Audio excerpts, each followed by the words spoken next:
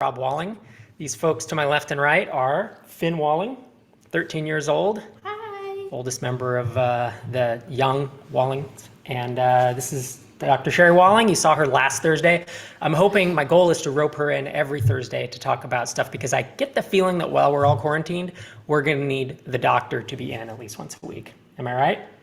Said you, Bill? Yep. All right. So today we're going to be talking about making the most of surplus family time. We're going to cover a bunch of things we're doing at the house. Sherry has this great whiteboard schedule I want to show you.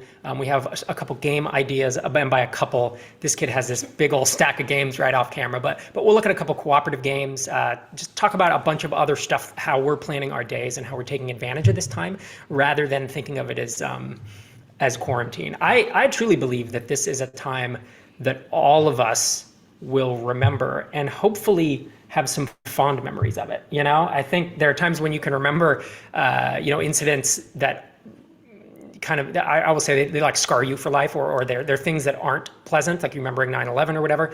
And this is one of those that's going to be this interesting balance of, it's a tragic time for a lot of people and it's very scary. But I also think our individual experiences can be shaped, and we can help try to shape them positively. And that's a goal we've been trying to do at our house here, is really enjoy and spend a lot of time together, deepen relationships. So hopefully you're watching on microconfonair.com, where we're live streaming, or you can head to our YouTube channel, youtube.com/microconf.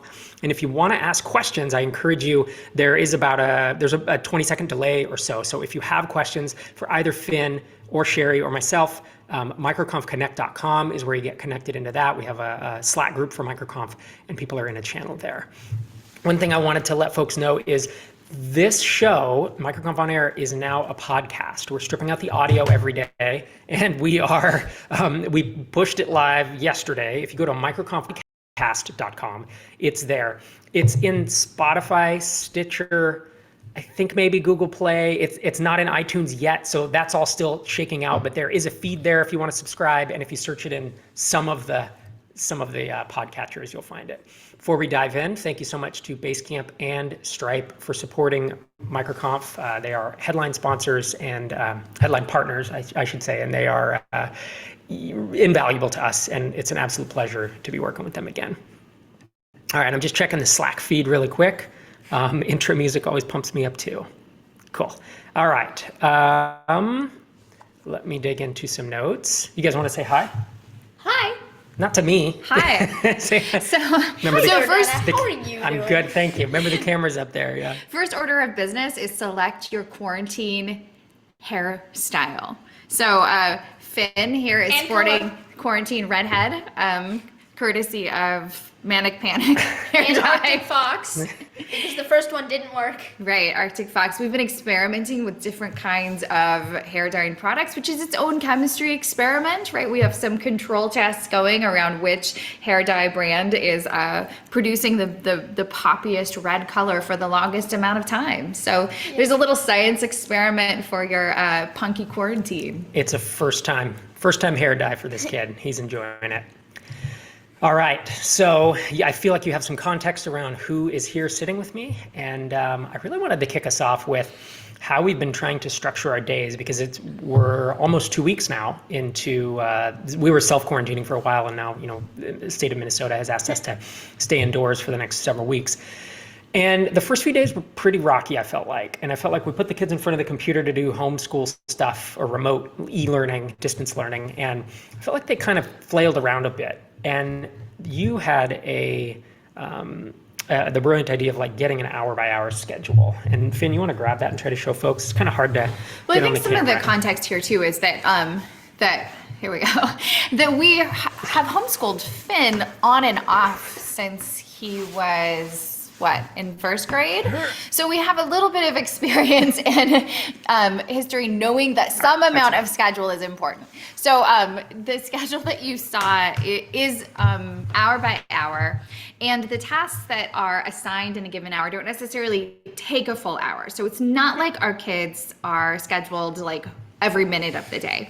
And again, just for some context, Finn here is 13, and then we also have 2 9-year-olds in the family. So we span a couple of different age groups in terms of people's ability to meaningfully organize themselves throughout the day. So given a skeleton schedule where there's like something you're supposed to do at the top of the hour does provide a little bit of structure. Then there's also lots of space between those tasks for kids to play, to go outside, to hang out, to read, to get a snack. So you don't, obviously want to overschedule. But one of the things that we've attempted to do is change it up a little bit every day. So some days we start with movement or an outside walk. Some days the kids start with music. Some days they start with online learning through each of their respective schools.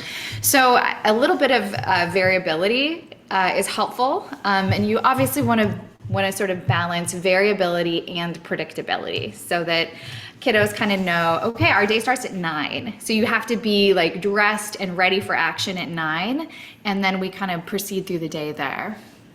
Yeah, it helps to have that schedule. I mean, you've often heard that about working from home. The first time you do it, if you get up and don't shower and don't put on clothes, or work clothes, you stay in pajamas, then it's very odd. It can be a very odd experience. And especially the no clothes part. Right. Very odd experience. Hopefully you don't have any calls with coworkers. So yeah, I feel like structure brings freedom. I like to say that's she coined that like 20 years ago, and everybody made fun of her for it because it's lame. I was right. Oh, it's so dumb. But structure in this case does bring freedom. Don't you think? What do you think about since it was not scheduled and now that it's scheduled? Difference? Yeah. In what way? Well, it means that instead of just moving from one thing to the next, if I finish something 30 minutes early, I can spend the rest of the time goofing off on the internet. So before I have to start the next thing. Oh, every boy. Kid's dream come true. That's every parent's dream as well. It also does. Jesus. Thanks, Xander. It does differentiate between like a school day and the weekend. So on the weekend, our kids still sort of roll through, let's be honest, most of the day in their pajamas with not as much structure, with a lot of sort of openness and flexibility.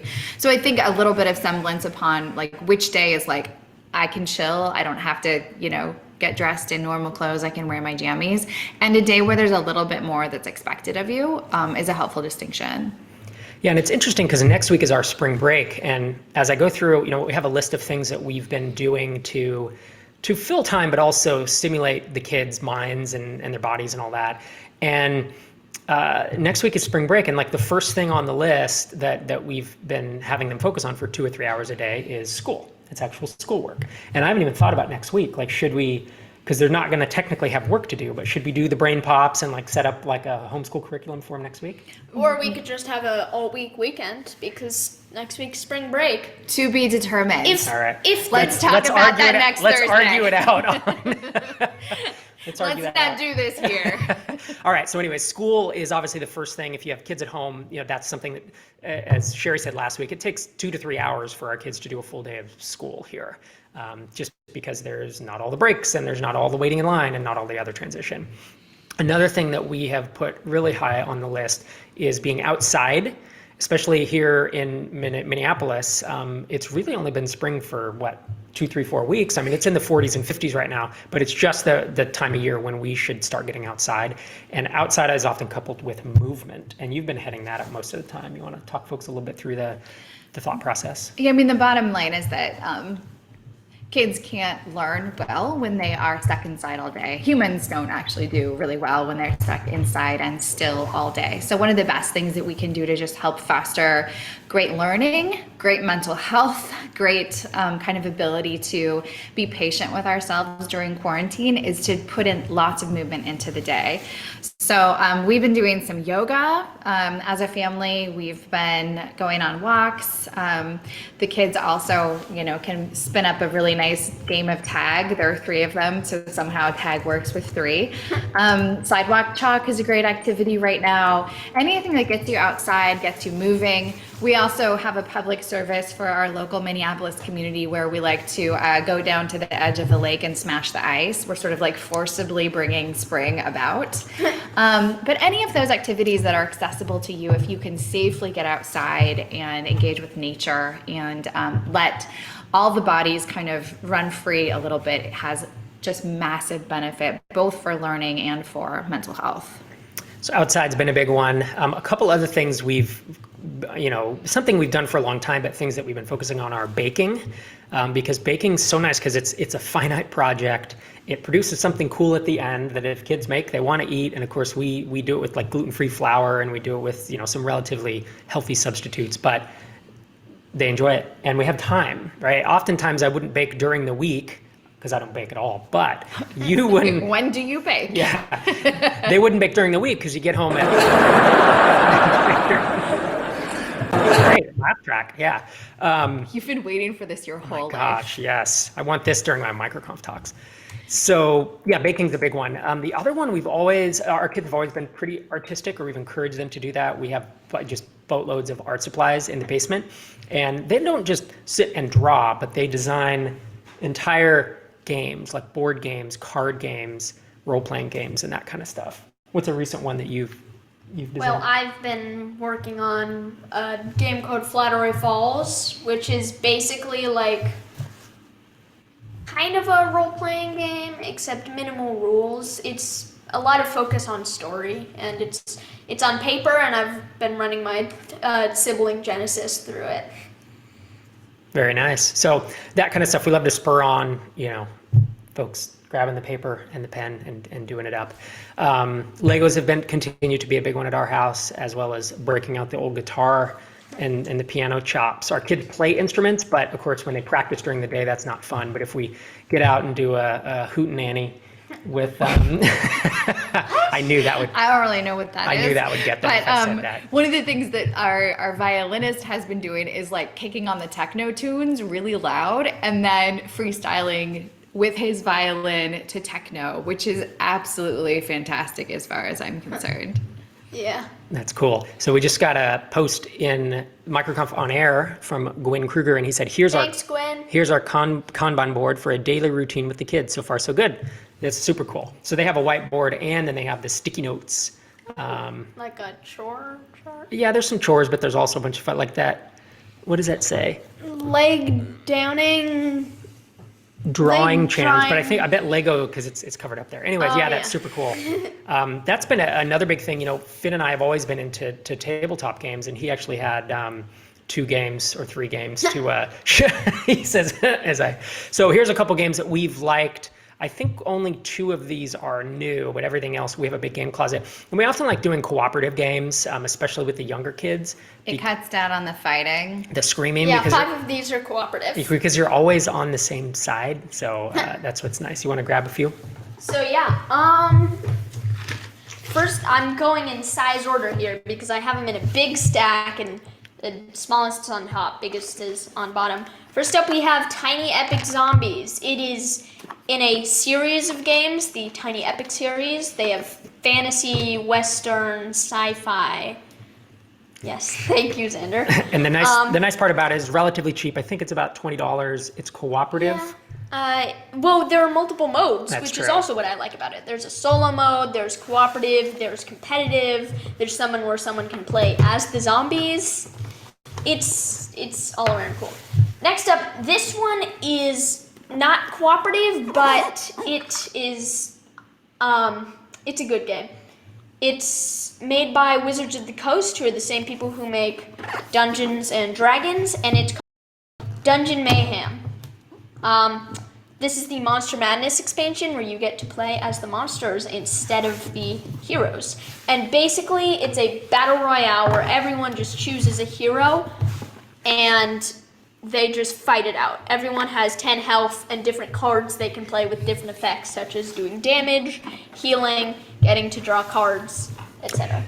And the cool part about that, it's super, super easy to learn. Yes. It takes like 2 minutes to learn, and each game is what, 5 to no more than 7-8 minutes. 5 to 10. Yeah. So all right, let's dig into our Next next up one. we have TROGDOR, the board game.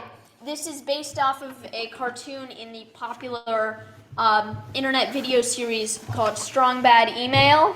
Yes. TROGDOR the Burninator. Yeah. Yes. It's a really good game. If you don't know it, look it up. And this, you play as TROGDOR, the dragon. So it's a co-op game. Yes. It is, I think this one with the really solid minis was a little bit pricier than I would have liked. I think it was probably $65. The one without the good minis is $10 or $15 cheaper. So Yeah. she's gonna dig out the minis. Yeah. Wanna And grab the it's next one? cooperative, so everyone plays as the dragon, and your goal is to burninate the countryside, burninate the peasants, and burninate all the thatched roof cottages. That is the TROGDOR mini. And then Go ahead. there, All right, cool. Well, let's do one more. Let's do one more, and then we got to move it on. and then that's a burning thatched roof cottage, or thatched roof, I guess. Now we have Flashpoint, which is a game of firefighting. Basically, you all play as firefighters, and you're going into a building to try to save people that are trapped inside. So it's a co-op, another co-op Yes. game. Awesome. Let's we're gonna wrap that up there. Wrap up the game segment because we're getting some questions. So There are two more. I know, but we're not going to do them today. Producer Xander says, what are some other ways your schedule has been adjusted to accommodate and manage all of you at home? All of your at-home time. Oh, all of your at-home time. Yeah, thanks for correcting me. I was summarizing it differently, but you don't need to be pedantic about it. Welcome to my life. So what are some, I'm interested to hear from both of you. What are some other ways we've adjusted our I schedule? think one of the things that I've tried to be intentional about, both for the grown-ups in the family as well as the children, is to have times and spaces where we're not all on top of each other. So especially like late afternoon when everybody's a little bit tired and goodwill is running low, I've basically segmented all the kids into different spaces. So one will be doing art in the basement, which is where our playroom is. One will be in the living room reading, and I've basically said, like, I love you all. Nobody can be in the same room together because we need a spatial break, and I think that's been helpful in kind of preserving some of our sanity. And it's a little bit like everyone go to your corner, which is helpful. Oh wow, there are a lot of ways in which our schedule has been kind of affected. That's a broad question. I mean, starting with the most obvious, we're doing everything at home. I mean, kind of the structure of the day stays relatively the same. It's like schoolwork from 9 to 12, lunch, schoolwork from like 12 to 3 or 4, and then just free time for the rest of the night. Legos, art. No, And there are that's not what it, That's not what Yeah, a day looks yeah, like. it is. so 9 to 10 this morning, for example. I don't think you started school till 10. I think you were outdoors from 9 to 10 yesterday. You did cello you did cello first this I morning. classify that as schoolwork because it's something that I have to do. We've broken the day up into basically between 9 and 4. We have 7 1-hour slots, and those are divided. There's typically about 3 school, and then there's 1 art, 1 lunch, 1 outside movement, 1 instrument. Wait, that's already 8 or 9, but you get the idea. Different kids doing different things at different times. So we being Sherry, has been pretty diligent about making sure one kid's doing art when the other 2 are doing instruments, so they're not all trying to do everything at the same time. You schedule it such that our noon live stream here does not have someone playing violin in the other room. Yeah. You know, it's just strategic thinking. Once again, structure and it bringing freedom. All right. Stitch it on a t-shirt, bro. Yep. All right. No other questions. I feel like. Yeah, you have other thoughts? Say also don't forget like the basics of home life in terms of like lots of reading with your child, especially if you have younger children and you can't just give them a schedule and tell them to go. Having them listen to audiobooks, having them do anything where they're just hearing a lot of language or you're sitting and reading to them as you have time. Those are great like educational activities. Like there's no better way to teach a kid to read than simply by reading to them and pointing out letters and things that I think probably lots of us are doing anyway. And it's just the invitation to continue doing that and maybe up the ante a little bit. Lots of free book resources. I think Audible is making Yep. children's books available for free for a time. Our local public library is making it easy for kids or people to access electronic resources for books. There's lots and lots of options for just allowing kids the space and time to read, which is, if you can spend an afternoon reading, is probably really a good use of time. Totally. Yeah, I believe it's stories.audible.com right now, and there are hundreds of hand-picked books from Audible, and I looked through them. We own a bunch of them, but there are some legitimate books up there.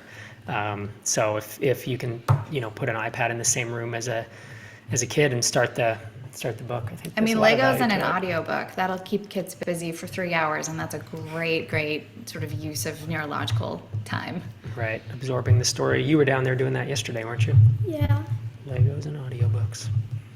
One other thing that we're doing is watching a lot of movies together as a family. More than usual, yeah. We don't watch a lot of movies here, but We are, and I really make a case for that being a valuable use of time, especially as anxiety is running a little high. Maybe there's a little more stress and strain in family life. If you can cuddle up and have some good, cozy physical contact, provided nobody is sick, and engage in a story together, that is a really, I think, helpful way for families to feel a sense of shared experience. I think one of the dangers in our highly sort of technological family life is that it's possible for everybody to be watching a different show or doing a different game or having a very separate experience on their individual device, which Sherry Turkle has described as being alone together.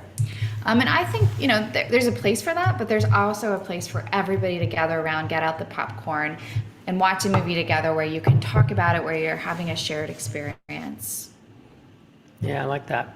And we've been watching some older films, some films that, I don't know, have messages or values or whatever that, we think we want to convey to the kids. And also some not, some that are just fun, Lego Masters, so good. We watch it on Hulu. It's a reality show. It's 7 episodes in. Except you and It's Fisher legit. watched the entire thing while on vacation, and Fisher refuses to rewatch anything. So now me and Mama and Jen can't catch up. We'll Yeah. have to have He's- our own binge. Because he's I gonna will watch throw a it with you. tantrum if Let's we not try throw to- our brother under the bus on the live stream. Airing the dirty laundry. All of our kids get along all the time. Yeah, no, there's no conflict here ever. Well, all right. Lightsaber sounds. He knew got it. that per our request. We were asking him about his sound effects before we got live, and I was like, "Do you have lightsaber sounds?" No, you asked if he had the lightsaber sounds. I thought it would come in handy talking about family relationships. Okay. So moving on, wrapping up in essence, there are no questions in Slack. Do you have any clothing? Oh, joke. Oh, no. Do I have any clothing? Any I do have clothing. Closing Awkward. thoughts. All right, so my joke of the day. I can't come up with a new joke every day. There are only so many nerd jokes. Can you imagine if one day Microsoft acquired WeWork and named it Microsoft Office? All right, It's not funny. All right. Anyways, do you have any closing thoughts for folks as we go out? Okay, you have closing thoughts? Wear Or should- clothes. Send him your jokes and make sure they're better than that. All right. That's a really good closing Thank- thought, Finn. Thank you. Thank you for showing up. We are obviously running out of material here. Thank you so much to Dr. Sherry Walling. She's at Zen Founder on Twitter, sherrywalling.com if you want to learn more about her, as well as get some good tips on how to stay sane during this COVID crisis. Thank you so much, Finn, for hanging out. You're not on the socials yet, but someday soon, hopefully 5 or 10 years from now, you'll have a social account. Tomorrow is a happy hour I'm hanging out with Jordan Gall remotely. Many of you know him from the Bootstrapped Web podcast and Cart Hook. And he and I will be hanging out at 5 p.m. Central tomorrow. It seems like our happy hour is doing him a little late in the day is a little better than starting him at, say, noon. And that would be, because he's on Pacific time, that would be 10 a.m. his time. So, yeah, 5 p.m. Central tomorrow. Hopefully we'll see you there. YouTube.com/MicroConf as always. That'll be it. Good luck out there.